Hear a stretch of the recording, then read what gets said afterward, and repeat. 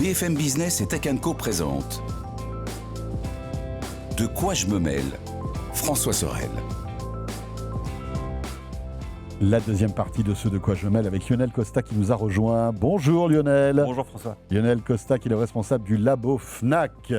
Et s'il y a bien un labo qui teste, qui triture et qui fait souffrir les appareils tech, eh bien c'est bien le labo Fnac. Hein. Tout à fait. Combien d'appareils testés, Lionel ? On a une petite idée ou pas chaque année ? Par an, on est à peu près autour des 500. Wow. Mais en fait, pas mal. Ça fait quand même depuis 26 ans qu'on...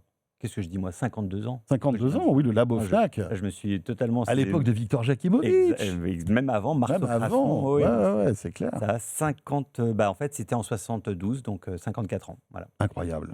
Incroyable. Donc, on en a testé. Voilà. Et puis, rappelons quand même qu'il y a une véritable indépendance et une éthique au labo Fnac, bien sûr, parce qu'on se dit, tiens, forcément, c'est associé à une ancienne commerciale. Samsung va laisser un petit billet au labo. On roule en Tesla, on a des Porsche. C'est ça, etc., etc. Mais c'est ça qui est fort. Et franchement, c'est tout à votre honneur. C'est-à-dire que les téléphones que vous testez, c'est parce que vous les testez véritablement que vous leur donnez des notes qui sont réalistes. C'est ça, on ne se base pas sur des spécifications techniques ou de la théorie ou une impression subjective. Et vraiment, le modèle du labo Fnac, heureusement grâce aux patrons successifs de Fnac et de Fnac Darty, croit dans cette identité-là et cet ADN-là. C'est-à-dire que les clients fidèles de la Fnac savent à quel point on peut être des fois à contre-pied de ce que le commerce voudrait qu'on dise. Le marketing va annoncer quelque chose qui va être « Oh, c'est génial, dithyrambique », on va le tester. Nous, ce n'est pas forcément dans les résultats qu'on va montrer que ce n'est pas forcément vrai. Donc, on va être à rebours de ça. Alors, quelquefois, on va dans le sens du commerce, tant mieux pour nous, mais l'indépendance du labo, c'est vraiment c'est fondamental pour le fonctionnement. Effectivement. Alors, ce qui est intéressant cette semaine, on va s'intéresser à un gros morceau, c'est les smartphones. Ouais. On est mi-mars, et mi-mars, on a déjà une vision assez intéressante des nouveaux modèles qui viennent de sortir. Et effectivement, vous les testez en long, en large et en travers. Et tu nous as proposé de nous faire on va dire... plus qu'un top 3 parce qu'il y a les meilleurs produits, mais après il y a les bons rapports qualité-prix, les produits à moins de 500 €, et puis après il y a Apple aussi, bien évidemment. Apple, je suis obligé de les mettre un petit peu à part, bien que c'est vraiment tous, ce sont des excellents produits. J'aimerais dire que la marque à la pomme, ils en font trop, en fait, ils sont pas si bien que ça. C'est des très bons produits. C'est pas forcément. Alors je sais que je vais me faire taper dessus sur Internet, mais ce ne sont pas les meilleurs en photo selon les mesures objectives. La photo, c'est quelque chose de très subjectif. Si on aime le grain, le piqué, etc., je laisse les gens le choisir. Mais en termes factuels de colorimétrie, définition, sensibilité, les iPhones ne sont pas forcément les meilleurs. Mais dans leur ensemble, ces téléphones-là sont très très bons. Mais je les mets à part. Voilà. Ok. La petite nouveauté en fait que je voulais aborder là aujourd'hui, c'était ce que Samsung a apporté. Un truc, on a beaucoup vu ça sur Internet, mais au labo Fnac, on a voulu vraiment creuser ça encore plus loin. C'est ce qu'ils appellent le privacy display. En fait, ce phénomène-là... C'est arrivé sur le S26. Exactement, mais en fait, c'est le S26 Ultra qui a vraiment été poussé là-dessus. Et en fait, ça fait depuis les filtres de confidentialité, ça doit faire peut-être... moi, j'en ai entendu parler il y a peut-être 6-7 ans, en fait. Que ça, oui, les petites vitres de protection que tu mets, qui en plus, On voit, mais le voisin ne voit pas. Voilà. Grosso modo, c'est vraiment... Ça existe sur les PC aussi. Exactement. Voilà. C'est pas plus compliqué. Pas nouveau, ça. C'est pas nouveau. La nouveauté de Samsung, c'est d'avoir intégré ça dans le hardware, dans le matériel. Ils ont fait un truc qui est absolument... je trouve hyper ingénieux, parce que je pensais pas du tout qu'ils allaient attaquer ce marché-là. C'est que tous les sous-pixels qui composent la dalle ne sont pas logés à la même enseigne. Il y en a certains qui sont comme les autres, posés directement sur la dalle, et d'autres qui sont dans des espèces de tubes, du tube en plastique, peu importe, mais qui bloquent un peu les vues angulaires. Ok. Ce qui fait que... Ils émettent, mais que dans le regard qui est en face, pas sur les côtés. Exactement. En tout cas, vers une seule direction. Okay. Et ce qui fait que, d'un point de vue matériel, en désactivant ceux qui émettent de la lumière partout, on ne voit plus que les lumières qui viennent en face. Ce qui fait qu'à côté, on ne voit rien du tout. Et dans les tests qu'on a réalisés au labo, on passe, si on est en face, de 243 candélas, donc c'est assez lumineux, on passe à 6 candélas sur les côtés. Donc c'est vraiment, on est dans l'obscurité.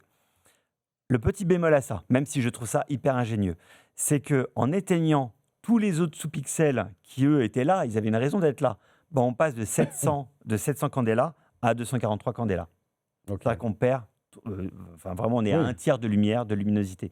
Donc, c'est un Après, peu ça bémol. s'active, ça se désactive. Et en plus, on peut l'activer selon les applications. Ouais, c'est ça qui est fort. Par Et- exemple, appli bancaire, paf, on Exactement. passe en mode privacy display. Même messagerie, etc. On peut vraiment choisir chaque application qui vont activer ce privacy display.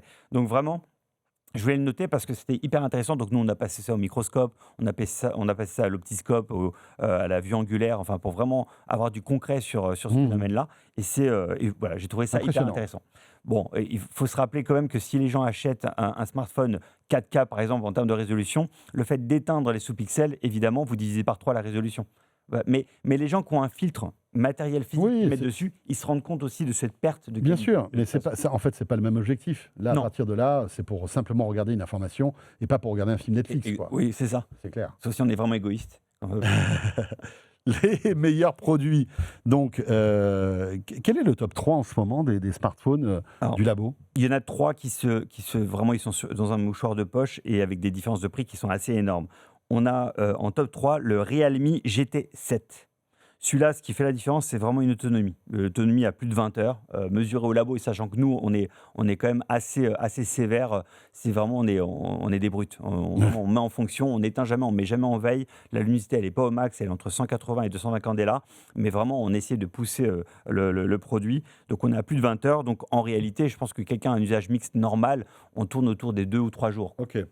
Et il est surtout top aussi en performance, c'est-à-dire que le processeur qui est dessus, je ne me rappelle plus du processeur qui est à l'intérieur, est plutôt un processeur qui est peut-être orienté gaming un peu, qui en tout cas permet de faire vraiment de la 3D, et qui peut vraiment activer des choses hyper sympas, donc hyper fluide. Donc Ok. le Realme GT7. Il y a le Samsung Galaxy S28 Ultra. Donc là, pareil. on monte dans le classement, c'est ça? Non, Enfin, non, on est en dessous, on est on est au en top dessous. 2. C'est On le est- deuxième on est- dans notre classement. D'accord, c'est donc le le top S28 Ultra. 1, c'est le Realme GT7, parce que Et- tu as dit top 3 tout à l'heure. Pardon, excuse-moi. Non. Top Donc, 3, donc top 1, le Realme le GT7. meilleur, c'est le Realme GT7, Exactement. qui a 552 €. C'est ça, exactement. Waouh. Le meilleur ever parce qu'en fait, C'est il y a- dingue, quoi. Realme, qui n'est pas une marque hyper connue. non, enfin. en plus, il commence maintenant à se faire connaître, mais parce que les tests que nous faisons au labo sont vraiment basés sur les performances intrinsèques du Oui, produit. bien sûr, bien sûr. Après, il y a plein de petites choses qui peuvent, enfin, des petits accessoires, le stylet, ce qu'il y ait. En fait, tout ça, ça rajoute du prix au Mhm. produit, mais ça ne se retrouve pas forcément dans les tests. En top 2, donc le Samsung Galaxy S26 Ultra, dont j'ai parlé avec le filtre le Privacy Display, qui a des fonctionnalités que je trouve géniales. En termes de performance, on est vraiment dans un mouchoir de poche. Hein. Vraiment, on parle de dixième et de centième de point. Lui, il est très bon, pareil. Il atteint presque les 20 heures d'autonomie. Il est top en photo et en qualité d'écran. Voilà. Ok. C'est Mais bon, le prix, c'est pas la même chose. 1332 €. Et voilà, Voilà. c'est ça. Le prix de la nouveauté et de C'est dingue, hein, l'innovation. parce que le ouais. premier premier est à 552, le deuxième est à 1332, et ils se tiennent dans un mouchoir de poche, Ouais, complètement. en termes de performance. performance pure. Exactement. C'est dingue. Après, Samsung a un écosystème, si Oui. on aime cet Et écosystème. puis, ils poussent l'IA à fond. Enfin, je veux dire, Exactement. après, Oui. ou soit on aime ou on n'aime pas ce type de gadget, Non, mais Non, pardon, j'en ai pas reparlé, mais parce que on n'a pas trop le temps. Mais en fait, c'est vrai que l'IA intégrée là-dessus, Samsung joue beaucoup Oui. sur cette partie-là. Elle intègre beaucoup d'éléments qui sont factuellement intéressants, pertinents, des corrections de photos, bien sûr, des plein de choses résumés super. de ce que... Exactement. Ça, on ne l'évalue pas parce Ouais. que nous, évidemment, on ne. Oui, c'est signe du pas- software, ça. Voilà, exactement. Numéro 3. Un Xiaomi, le Xiaomi 15T, qui lui est à 522 €, donc un peu moins que le Realme GT7, mais par contre, il est assez bon un peu partout, il est un petit peu en dessous du S26 Ultra, et avec une autonomie de 16h29. Celui-là, il est intéressant parce que Xiaomi, c'est une marque chinoise qui, je trouve, n'a pas de velléité enfin, je ne trouve pas qu'ils en fassent des caisses, mais petit à petit, avec les partenariats en photo, Mhm. avec Leica, etc., Ouais. vraiment, ils amènent des choses petit à petit. ouais, ils montent en gamme. C'est un peu du soft power, c'est un peu du. Ouais. Ils montent tranquillement et ils sont efficaces. Voilà. Voilà. Et donc, on est un petit peu plus de 500 € Oui, pour exactement. ce modèle. Après, la question qu'on peut se poser, est-ce qu'on peut avoir du 5 étoiles Fnac, qui est quand même le Graal, Ouais. à moins de 500 €? Parce que Ouais. là, les 3 que tu nous as donnés, alors il y en a 2 qui dépassaient légèrement les 500 €, mais est-ce que, si on a vraiment un budget serré, on peut avoir des bons produits? Ouais, et il y en a 2, dont un, je sais que tu aimes beaucoup la marque, c'est Nothing. Oui, Et ils étaient tiens, avec nous la semaine dernière. Exactement. J'avais le porte-parole français de Nothing. Donc, le Nothing Phone 3A, qui lui est à un peu plus de 350 €, Ouais. en fait, lui, il obtient 5 étoiles. Il est pas loin pas loin du 4 étoiles. Ok. Et la petite confidence que je vous fais, c'est que, évidemment, là, je suis en train de revoir peut-être la notation pour réduire un petit peu les étoilages parce qu'on est peut-être un peu trop gentil. Mais le Nothing Phone 3A, un peu plus de 350 €, il a bien 5 étoiles. 5 étoiles donc, 350 €. Ouais. C'est pas le seul, il y en a un Non. autre. Et il y a le Oppo Reno 14F. Alors, Oppo, c'est une marque que je suis quand même depuis pas mal de temps. Pareil, c'est vraiment Realme, Oppo, Poco. C'est des marques qui arrivent et franchement, ils s'en sortent. C'est-à-dire que en termes de performance pure, processeur, GPU, etc., ils font ce qu'ils font. Ils font le boulot.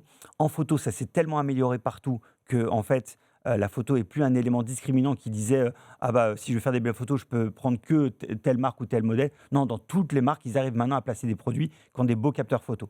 Donc, le Oppo Reno 14F a un peu plus de 350 €, encore un 5 étoiles.